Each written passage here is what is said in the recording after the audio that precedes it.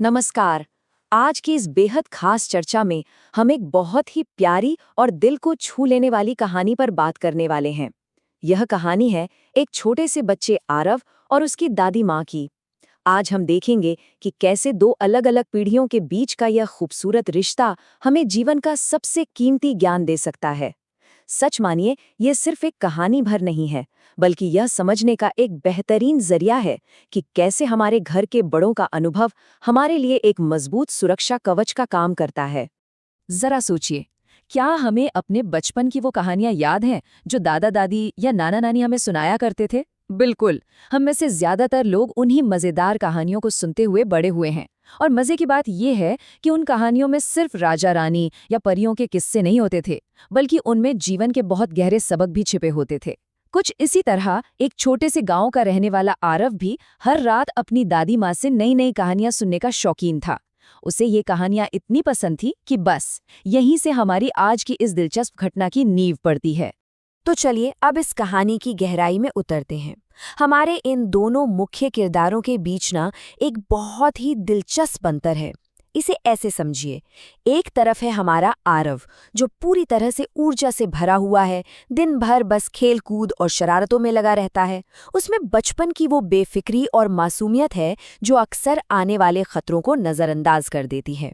और वहीं दूसरी तरफ है उसकी दादी माँ। वो बहुत समझदार हैं, स्वभाव से बेहद दयालु हैं और हाँ, एक कमाल की कहानीकार भी हैं।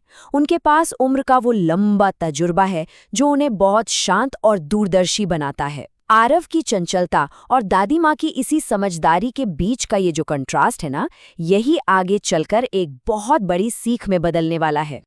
कहानी में असली मोड़ तब आता है जब एक दिन अचानक गांव में बहुत तेज बारिश शुरू हो जाती है।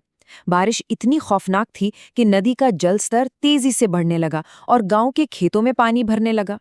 हर कोई डरा सहमा अपने अपने घरों में बैठा था, लेकिन हमारा आरव अपनी उसी पुरानी शरारती फितरत के चलते ठीक उसी वक्त बाहर जाकर खेलने की जिद करने लगा।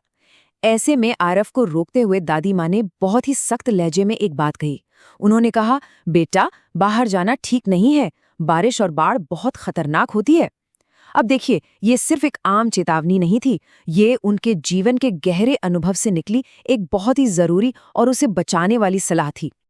अब इस पूरे घटनाक्रम में जो बात सबसे दिलचस्प है, वो है घटनाओं की ये तीव्र श्रृंखला। देखिए कैसे एक के बाद एक चीजें तेजी से घटती हैं। शाम होते होते भारी बारिश और बाढ़ का खतरा मंडराने लगता है, लेकिन आरव दादी माँ की उस अहम चेतावनी को बिल्कुल अनसुना कर देता है और रात के अंधेरे में चुपके से घर के बाहर निकल जाता है। रास्ते में पानी बहुत ज्यादा भरा हुआ था और फिर वही हुआ जिसका डर था। अचानक उसका पैर फिसलता है और वो सीधे गहरे कीचड़ में जा गिरता है। वो बुरी तरह घबरा जाता है और जोर जोर से रोने लगता है। गनीमत बस इतनी रही कि तभी गांव के कुछ लोगों की नजर उस पर पड़ गई और उन्होंने तुरंत उसे सुरक्षित बाहर निकालकर घर पहुंचा दिया। घटनाओं की ये रफ्तार हमें एकदम साफ दिखाती है कि बड़ों की सलाह को नजरअंदाज करने का नतीजा कितना तुरंत और खतरनाक हो सकता है। जब आरव वापस घर लौटता है ना, तो उसके अंदर का वो शरारती बच्चा पूरी तरह से डर और शर्मिंदगी से भर चुका होता है। उसे गहराई से एहसास हो जाता है कि उसने कितनी बड़ी गलती कर दी है।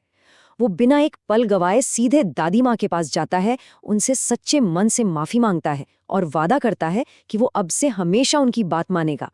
लेकिन यहाँ सबसे ज्यादा ध्यान देने वाली बात दादी माँ का रिएक्शन है। वो आरव पर बिल्कुल नहीं चिल्लाती, ना ही उसे कोई डांट लगाती हैं। इसके बजाय वो बस प्यार से मुस्कुराती हैं और बहुत ही कोमलता से उसे समझाती हैं कि घर के बड़े हमेशा बच्चों की भलाई के लिए ही उन्हें टोकते या समझाते हैं। सच में माफी और क्षमा का ये खूबसूरत पल आरव की जिंदगी का एक बहुत बड़ा टर्निंग पॉइंट बन जाता है। तो यहाँ सबसे महत्वपूर्ण बात यह है कि उस रात दादी माँ ने आरव को असल में क्या सीख दी। उन्होंने आरव को बड़े ही सरल शब्दों में समझाया कि आखिर जीवन का अनुभव होता क्या है। ये वो बेहद जरूरी ज्ञान है जो इंसान को समय और उम्र के साथ मिलता है। जो लोग अपने से बड़ों की बात मानते हैं, वे ना सिर्फ आने वाले खतरों से बचे रहते हैं, बल्कि जिंदगी में सफलता भी हासिल करते हैं। इसे ऐसे समझ सकते हैं कि बड़ों का अनुभव एक कंपास की तरह होता है, जो हमें जिंदगी के मुश्किल तूफानों के बीच हमेशा सही रास्ता दिखाता है।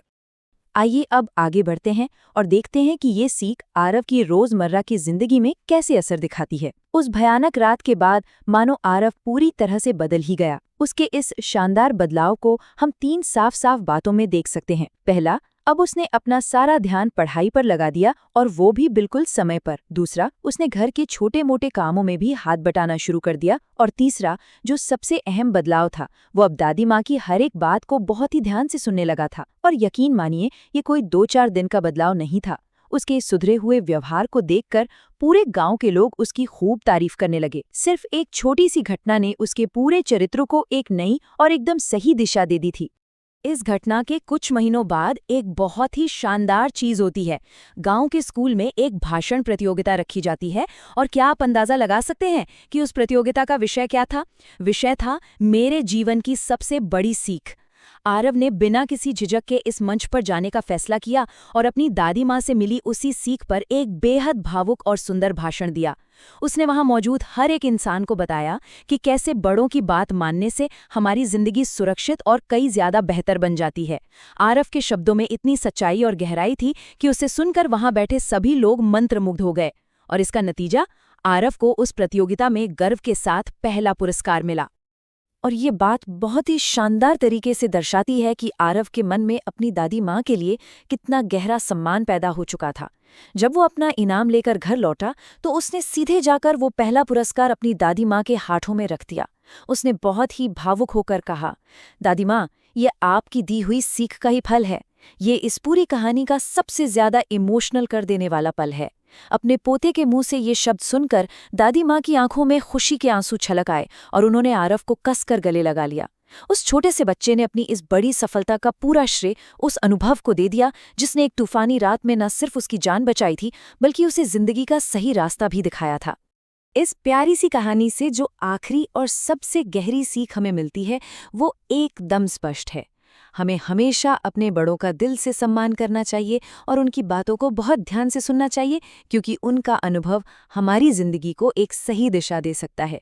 अब आज की इस चर्चा के अंत में एक बहुत ही अहम सवाल हमारे सामने आता है। क्या हम भी सही समय पर अपने जीवन में मौजूद बड़ों के उस अमूल्य अनुभव को पहचानते हैं? क्या हम उनकी दी गई सीख को सच में अपनी जिंदगी का हिस्सा बनाते हैं? इसी विचार उत्तेजक सवाल के साथ हमारी आज की ये चर्चा यहीं समाप्त होती है। इस गहरे और महत्वपूर्ण विषय को हमारे साथ समझने के लिए बहुत बहुत धन्यवाद।